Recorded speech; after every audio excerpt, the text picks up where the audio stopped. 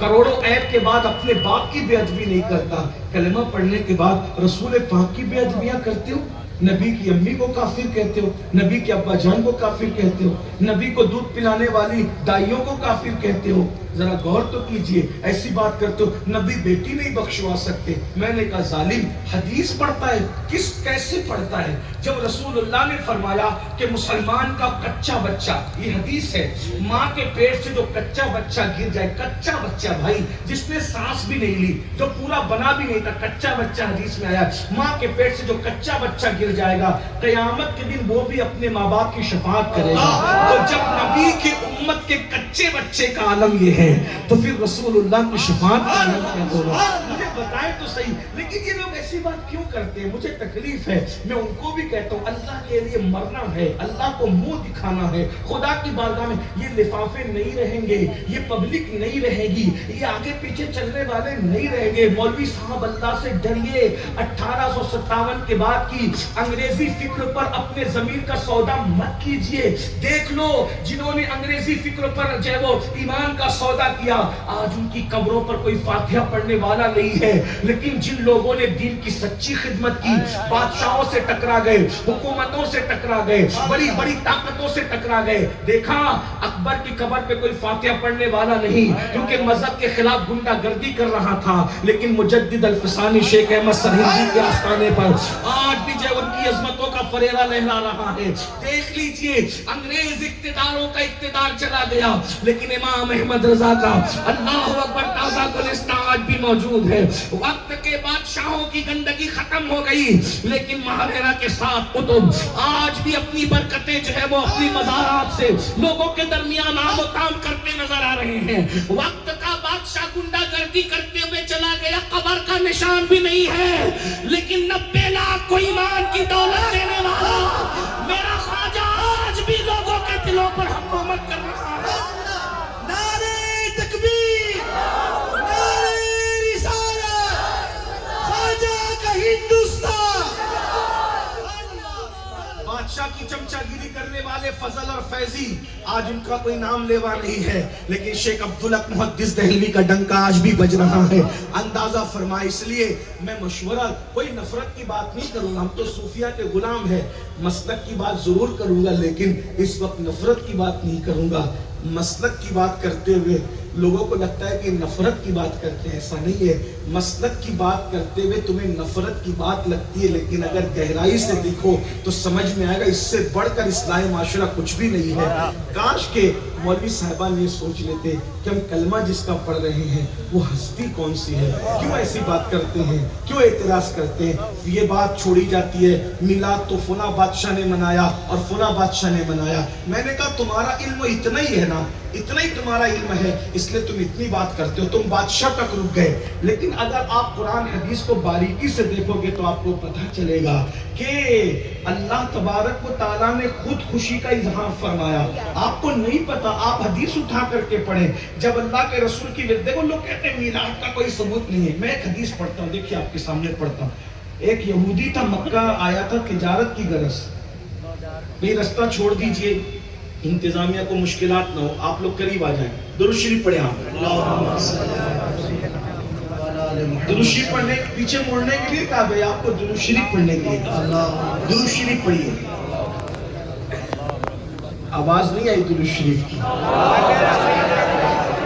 صلی اللہ علیہ نبی علیہ وآلہ وبارک وسلم، صلاۃ و سلام علیکہ سیدی۔ اچھا آپ بھی اتنے کچے کانوں کے ہیں نا کہ اپنے محبوب کے خلاف کوئی بھی اڑم دھڑم للو پپو بات کرتا ہے، آپ اس کے کہنے میں آتے ہیں۔ یعنی آپ سے بڑھ کے کچے کان کا کون ہوتا ہے؟ بھائی محبوب کے خلاف تو پوری دنیا ایک طرف جمع ہو جائے، پھر بھی آپ کہیں میں محبوب کو چھوڑ کر جانے کے لیے تیار نہیں۔ سبحان اللہ، آپ کیسی محبت کرتے ہیں؟ چند مولویوں کے کہنے پہ آپ ہر مرتبہ ہر دن مسلک چینج کرتے ہیں۔ اور لوگوں نے کتنا بہکایا لیلا کو، لیلا کو یہاں تک کہا تیرا مجنو لنگڑا ہے۔ بڑے بڑے لوگ دلیل پیش کرتے تیرا مجنو لنگڑا ہے، تیرا مجنو لنگڑا ہے، لیکن عشق تھا نا، اس نے کہا جھوٹ ہے، حالانکہ اس نے مجنو کو کبھی دیکھا بھی نہیں تھا چلتے ہوئے، لیکن عشق کا تقاضا ہے، پوری دنیا ایک طرف محبوب ایک طرف، اس نے کہا تم سب جھوٹے ہو، مجنو لنگڑا نہیں ہے۔ کافر تو نے میں نہیں دیکھا دیکھ لے. جب چلتے ہوئے دیکھا تو مسکرا کے بولی لنگڑا نہیں ہے, میرے عشق میں لہرا لہرا کے چلتا. محبت ہو تو عیب دیکھ کر بھی محبت ہو تو عیب دیکھ کر بھی نظر نہیں آتا. اگر عشق ہو جائے اور عیب ہو ہی نہیں تو پھر آدمی تصور بھی نہیں کر سکتا. ہمارا محبوب تو وہ ہے, اللہ اکبر, جلسے کا ناظم نہیں, مسجد کا مولوی نہیں. حسان بن ثابت کہتے ہیں احسن منک لم تر قط عینی واجمل منک لم تلد النساء خلقت مبرئا من كل عیب كأنك قد خلقت كما ہمارا نبی ہے جس کے بارے میں حسان کہتے ہیں حضور آپ جیسا حسن والا میری آنکھوں نے دیکھا ہی نہیں. اس پر سنیوں کو سبحان اللہ کہتے ہیں. اپنے آقا کی بات ہے, حضور آپ جیسا حسن والا میری آنکھوں نے دیکھا ہی نہیں. میری آنکھیں کیا دیکھتی, آپ جیسا حسن والا کسی ماں نے جنم ہی نہیں دیا. اور اللہ نے ہر عیب سے پاک آپ کو پیدا کیا, ہر عیب سے پاک, جو بھی عیب ہو سکتا تھا ہر عیب سے پاک اللہ نے اپنے محبوب کو پیدا کیا. اور گویا کہ آپ جیسا بننا چاہتے تھے اللہ نے آپ کو آپ کی مرضی کے مطابق بنایا. بریلی سے آواز آتی وہ کمال حسن حضور ہے. حسان عربی کہہ رہے ہیں, بریلی کا قلندر اردو کہہ رہا ہے, مضمون ایک ہی ہے. وہ کمال حسن حضور ہے کہ گمان نقص جہاں نہیں, یہی پھول خار سے دور ہے, یہی شمع ہے کہ دھواں نہیں. کروں تیرے نام پہ جاں فدا, کروں تیرے نام پہ جاں فدا, کروں تیرے نام پہ جاں فدا. نہ بس ایک جاں دو جہاں فدا, ارے دو جہاں سے بھی نہیں جی بھرا, کروں کیا کروڑوں جہاں نہیں.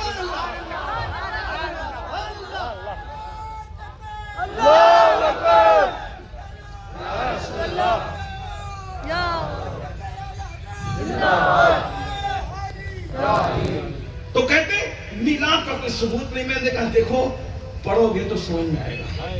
ایک حدیث پڑھتا ہوں علماء کرام, اور یہ ان کی معلومات میں کوئی اضافہ نہیں کروں گا, صرف ان سے تائید دوں کہ میں صحیح پڑھ رہا ہوں یا نہیں. ایک یہودی تھا, وہ تجارت کی غرض سے مکہ آیا تھا. جس دن حضور کی ولادت ہوئی اس دن مکے میں کوئی اور گھر میں ولادت نہیں ہوئی تھی. ایسے یکتا کے لیے ایسی ہی یکتائی ہو. جس دن مکے میں محبوب پیدا ہوگا اس دن کسی کے گھر میں کوئی بچہ پیدا نہیں ہو. عرب میں ہوئے بچے پیدا, اور خدا کی شان, خدا کی شان, اس سال میں جتنے بچے پیدا ہوئے کوئی بیٹی نہیں بلکہ سب بیٹے ہی بیٹے پیدا ہوئے. لیکن اس دن مکے میں کسی کے بچہ پیدا, توجہ کریں, اس دن مکے میں کسی کے بچہ پیدا, بس اگر سمجھ رہے تو بڑی لطف کی بات ہے, بچہ پیدا نہیں ہوا. یعنی قربان جائیں جس دن حبیب تم آؤ گے اس دن کوئی نہیں آئے گا. توجہ فرمائیں. حالانکہ جے پور اتنا بڑا ہے, ایسا ہو سکتا ہے کہ کسی کے گھر میں پیدا ہو دوسرے گھر میں پیدا, ایسا ہے, لیکن تم مجبور ہو, وہاں خدا کا معاملہ ہے.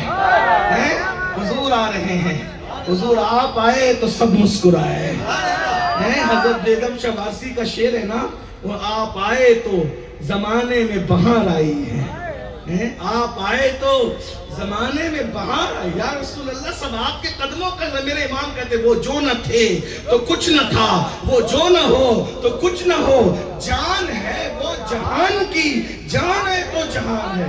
وہ یہودی کہتا ہے کیا تمہارے یہاں آج کسی گھر میں بچہ پیدا ہوا؟ تاجر یہودی کو مکے کے گھر میں بچہ پیدا ہونے سے کیا دلچسپی ہے؟ تو لوگوں نے پوچھا مکے والوں نے تجھے کیا دلچسپی ہے؟ اس نے کہا دلچسپی یہ ہے کہ میں توریت کا عالم ہوں, اور آج ایک ایسا ستارہ طلوع ہوا ہے جو صرف نبی کی پیدائش پر طلوع ہوتا ہے. نبی کی پیدائش کے علاوہ وہ تارہ کبھی طلوع نہیں ہوتا ہے. تو جو نبی کی پیدائش کی رات کو تارہ طلوع ہوتا ہے, اس تارے کو آج میں نے آسمان پہ چمکتے دیکھا ہے. اور تم جاہل ہو, تمہیں علم نہیں ہے, سب تارے تمہیں جیسے نظر آتے ہیں. اگر علم ہو تو پتا چلے کہ تمہیں تارے روز دکھتے ہیں, کبھی چمکتا ہے کوئی کبھی چمکتا ہے، لیکن قدرت نے تارے کو مخصوص کر رکھا ہے، وہ ہمیشہ نہیں چمکے گا، وہ صرف نبی کی پیدائش کی رات کو چمکے گا۔ ایک جملہ کہہ دو عشق میں، اگر اہل عشق تائید کرے تو کہہ دوں گا، وہ خدا ہے، وہ تارا چمکا سکتا ہے کیونکہ وہ خدا ہے، میں بندہ ہوں، تارا نہیں چمکا سکتا لیکن بلب تو لگا سکتا ہوں۔ نعرہ تکبیر، نعرہ رسالت، محمد ہمارے، محمد ہمارے۔ اب اگر اس کے بعد بھی کوئی کہتا ہے کہ میلاد تو بادشاہ کی بدعت ہے، میلاد جو بادشاہ کی بدعت ہے اور نبی نے نہیں منایا، میں نے کہا اگر ایسی بات ہے، ایک بات کہہ دوں، سمجھ میں آئے گی آپ کو نوجوان۔ ایک شخص نے کہا اگر تم ثابت کر دو گے نا کہ بکری کے سر پہ 2 سینگ ہے، میں تمہیں 50,000 روپے دوں گا۔ تو دوسرا دوست تو تھا وہ بولا بیوقوف، تو نے ایسی شرط لگا لی کہ ہارنا تیرا یقینی ہے۔ بولے کیوں؟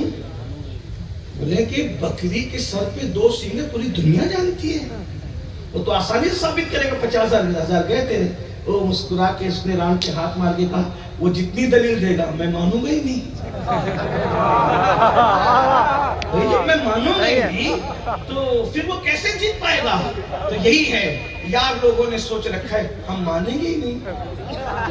میں کسی کو کوسنے نہیں آیا، دیکھو لیکن لوگ کیا کہتے ہیں یہ فضول خرچی ہے۔ دیکھیں سنیے، توجہ کرنا، میں پھر کہہ رہا گالی نہیں دے رہا ہوں، صرف آپ کو سمجھا رہا ہوں، یہ تو خوشی کا سودا ہے، خوشی کا۔ دیکھو آپ لوگ کیا کہتے ہیں فضول خرچی، لائٹنگ لگائی فضول خرچی، جلسہ کیا فضول خرچی، مٹھائی بانٹی فضول خرچی، سب ایسا کرتے ہیں کہ نہیں کرتے؟ یہ بھائی ایک سے زیادہ لائٹ مت لگاؤ، پاور جلتی ہے، فضول خرچی ہوتی ہے۔ میں آپ سے کہتا ہوں یہی فضول خرچی آپ کو مدرسے کے سالانہ جلسے کتنے یاد نہیں آتی؟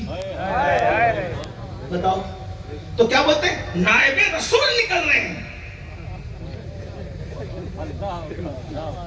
پہلی بات تو یہی ثابت کیجئے کہ 8 سال پڑھ کے بھی کوئی نائب رسول ہوتا ہے، 10 سال پڑھ کے بھی کوئی نائب رسول ہوتا ہے، 50 سال پڑھ کے بھی کوئی نائب رسول ہوتا ہے، یہ آپ کو ثابت کرنا پڑے گا۔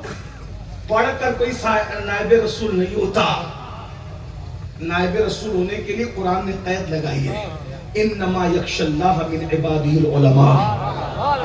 یمن سے پڑھ لو، ازہر سے پڑھ لو، شام سے پڑھ لو، کہیں سے پڑھ لو، اگر دل میں خدا کی خشیت نہیں ہے، پڑھے لکھے تو ہو مگر عالم نہیں ہو، اور جو پڑھا لکھا ہوگا نا وہ دروازے پہ بندے ہوئے جانور کی حق تلفی نہیں کر سکتا، جس کے دل میں اللہ کا خوف ہو مرغی کی حق تلفی نہیں کر سکتا، اللہ کا خوف ہوگا تو وہ رسول کی حق تلفی کیا کرے گا؟ نبی کے حق پہ ڈاکہ ڈالتے ہو اور نائب رسول ہو، شرم نہیں آتی؟ جلسے کے وقت تو تمہیں کوئی فضول خرچی نظر نہیں ہے، اس وقت بھی تو لائٹنگ لگتی ہے، اس وقت بھی تو جلسے سجتے ہیں، اس وقت بھی تو کھانا پکتا ہے۔ اور چلے بھائی اگر اس پر کوئی کہتا ہے کہ چلو وہ ان کا معاملہ ہے، لیکن ایک بات ہو، بچہ پیدا ہوتا ہے تو مٹھائی نہیں بانٹتے، سب مسلک کے لوگ بانٹتے ہیں، اور جو بچہ دلہن آنے کے بعد تیرا غدار رہے گا کہ وفادار رہے گا کوئی گارنٹی نہیں، تو اس کی خوشی میں مٹھائی بانٹتا ہے، اور میں اس کی خوشی میں جو جانے وفا ہے، جو شان وفا ہے، جو وزیر تخلیق کائنات وفا ہے، اللہ اکبر، جس نے کائنات کے اندر وفا کی تخلیق کا جو سبب بنا ہے، خدا کی قسم جہاں ماں اور باپ کام نہیں آئیں گے اس قبر کے اندھیرے میں آمنہ کا لال کام آئے۔ مسلمانوں خوب دھوم دھام کرو، شریعت مطہرہ کی حدود میں رہ کر خوب دھوم دھام کا مطلب ڈی جے نہیں ہے، دھوم دھام کا مطلب جب دھکے بازی نہیں ہے، دھوم دھام کا مطلب ہلڑ بازی نہیں ہے، دھوم دھام کرو خوشیوں میں، لیکن اس دھوم دھام میں بھی ہوش قائم رہے، لوگوں کو پتا چلے کہ جب دھوم دھام میں ان کی سنجیدگی کا عالم یہ ہے تو جب یہ پیور سنجیدہ ہوتے ہوں گے تو اس وقت ان کی سنجیدگی کا عالم کیا ہوگا۔ میں بات جلدی جلدی پوری کرنے لگا ہوں۔ لوگ کہتے ہیں حدیث میں کوئی ذکر ہی نہیں ہے میلاد کا، میں نے کہا مسلم شریف کی حدیث ہے، سیاہ میں ہے، اللہ کے رسول علیہ السلام سے کسی نے پوچھا حضور آپ پیر کے دن روزہ کیوں رکھتے ہیں؟ حضور فرمایا، حضور سے پوچھ، اللہ صحابہ پر رحمتیں فرمائے، اللہ میرے آقا کے اصحاب پر، صحابہ کیسے پوچھتے تھے رستے ہموار پہ، حضور آپ پیر کے دن روزہ کیوں رکھتے ہیں؟ فرمایا پیر کے دن میری پیدائش ہوئی، پیر کے دن مجھ پہ وہی نازل ہوئی. اب ایک بات آپ سے پوچھتا ہوں کہ ہم لوگ سال میں ایک بار میلاد مناتے ہیں اور رسول اللہ سال میں کتنی بار مناتے تھے؟ 52 مرتبہ مناتے تھے. 52 مرتبہ. اس لیے کہ پیر کا دن ہفتے میں ایک بار آتا ہے اور ہفتے ایک سال میں 52 مرتبہ آتے ہیں. اب آپ مجھے بتائیے نبی 52 بار. اچھا اب لوگ ہم سے کیا کہتے ہیں پتہ ہے؟ اور نبی نے روزہ رکھا نا. اچھا اب یہاں تک تو آ گئے, یہاں تک آ گئے. بولا نبی نے میلاد منانے کے لیے روزہ رکھا نا تو تم بھی روزہ رکھ لو. جلوس کیوں, جلسہ کیوں, نعرے کیوں, جھنڈی کیوں, لائٹنگ کیوں, مٹھائی کیوں؟ جتنا نبی نے کیا اتنا کرو. میں نے کہا چلے ڈن کرتے ہیں. علماء صاحب اجازت بول دیں, میں جو کہوں گا تائید کریں. حضرت صاحب میرے مخدوم موجود ہیں, مخدوم صاحب بھی تائید کریں. چلے ڈن کرتے ہیں, آج فیصلہ کر لیں. جے پور سے فیصلہ مالیگاؤں میں کر لوں گا.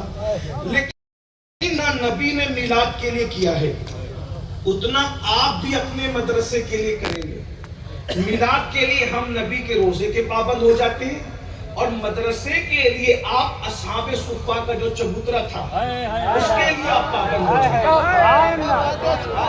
جیسے کہ نبی نے روزہ رکھ کے میلاد منایا تو چلے آج کے بعد ہم کچھ نہیں کریں گے, روزہ رکھیں.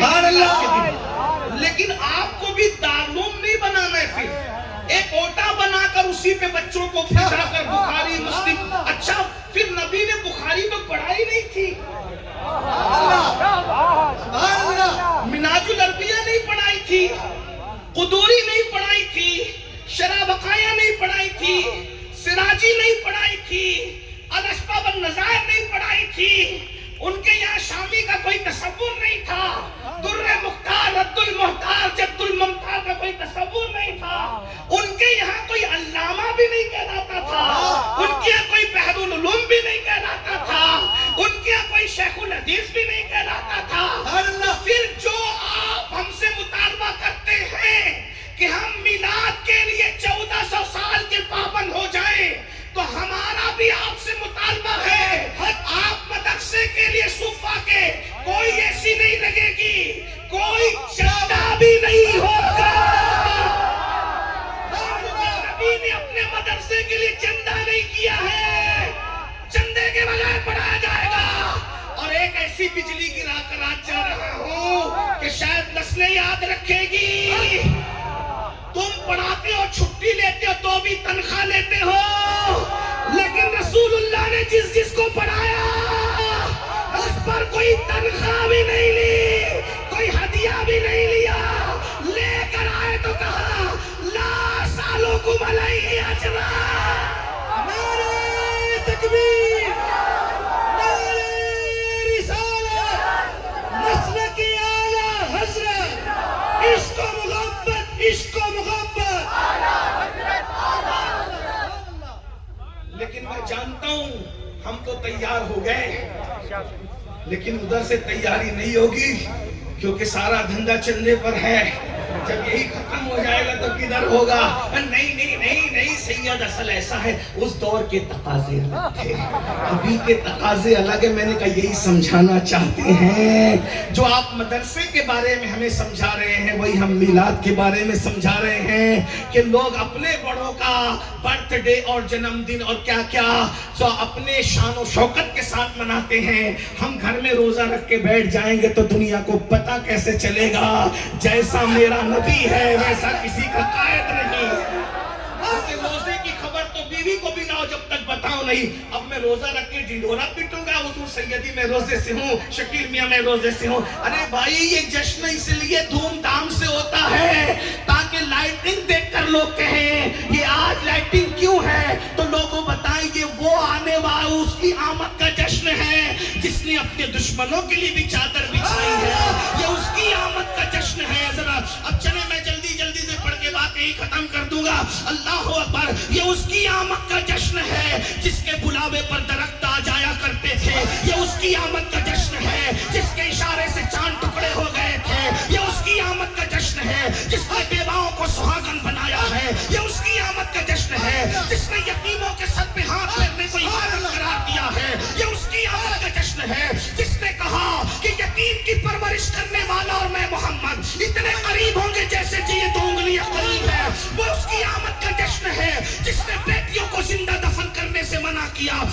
کی آمد کا جشن ہے جس نے کہا بیٹی کو پالنے والا باپ اور میں محمد جنت میں اتنے قریب ہوں گے جیسے یہ 2 انگلیاں قریب ہے. یہ اس کی آمد کا جشن ہے جس کے اشارے سے سورج پلٹ آتا ہے. یہ اس کی آمد کا جشن ہے جس کے اشارے سے جابر کے مردہ بچے زندہ ہو جاتے ہیں. یہ اس کی آمد کا جشن ہے. خندق کا پورا فوجی دستہ جس بکری کو چبا چبا کے کھا جاتا ہے اس کی ہڈیوں پہ ہاتھ رکھ کے کم بسم اللہ کہتے ہیں تو مردے زندہ بکری زندہ ہو جاتی ہے. یہ اس کی آمد کا جشن ہے جس کا لعاب جابر کے گھر کی ہانڈی میں جاتا ہے تو پورا لشکر کھانا کھاتا نظر آتا ہے.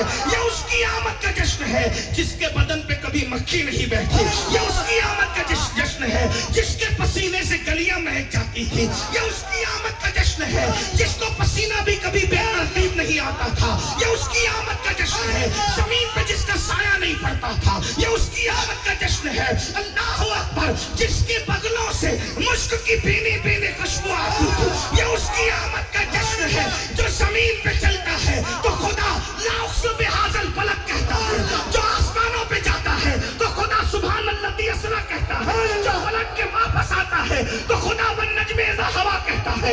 جو غصے سے کنکری اٹھا کے مارتا ہے تو خدا وما